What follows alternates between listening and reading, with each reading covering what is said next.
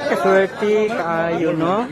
So 30 ni sila ka mga beneficiaryo, no, dinhi sa Villa Consuelo ang nakadawat, no, sa Asenso Osamis Sustainable Livestock, no, Livelihood Program, no. So aside sa mga kanding nga lang madawat, nakadawat po sila og manok, no, sa usa ka beneficiaryo duha pa ka manok by laki, no? Og kanding plus napay baboy, you know? Mao kini, no, ang mga programa sa atong Asenso Osamis Administration alang sa mga keywords, no, nga dili gyud sila angay mabalaka kay og kay wa sila napasagdi, no, sa atong panggamahanang lokal sa kanunay Asenso Osamis Administration. So sa inyo mga sulti sir nga makadawat naman mo Sustainable Livestock Assistance Program. Chicken mo ay masa sa madawat mo sir. Asay mo? Chicken. Okay, puro ni mga chicken galinya, no? Okay. Malagko okay mga chicken sa buyat, no?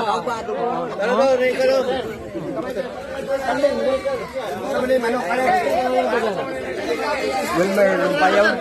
Edad 63. Diri ta linya ri. Ano doon jud sila. Unsa mo nadawat karon? Sa laking kanding. Dahil taon mo ni. Muyon ako ning man makita ko bay ako na tumiili bay. Karon sanay siya. Gamay saad mo sa atong tuil na Asenso nga mga nagdumala karon nga gitagan maglabihod. Pasalamat ako sa Asenso Osamis sila nakahatag din sila og ayong pagpas mga keywords. Labi na din sa puro ade sa barangay Dunya Consuelo. Salamat kayo. Labi na mga kanan. Salamat ya, salamat. O sa si Junel, no, nga nakadot sab og baboy, no. Sir, sabi mo istorya sir, no, sa atong mayor sa Osamis si Attorney Sam Norman Fuentes nga nakadawat gid mo og livelihood. Salamat sa nadayon nagyat. Kini usa ni baboy nimo sir, imong pasanayon. Pasanayon. Okay. Salamat sir.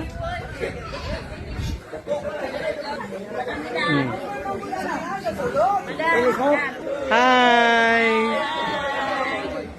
So, ito ni, no? Ito ka mga baboy ang makadawat, no? Ang mga piwos nga makadawat sa pito ka mga baboy, no?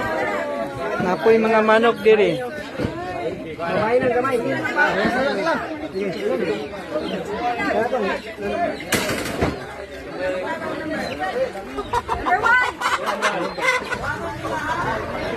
So dinhi kini nahitabo, no, sa baybayon nga dapit sa Barangay Villa Consuelo. Then 30 ka mga piwos ang nakabenepisyo sa atong Asenso Osamis Sustainable Livelihood, no, programa alang sa mga piwos.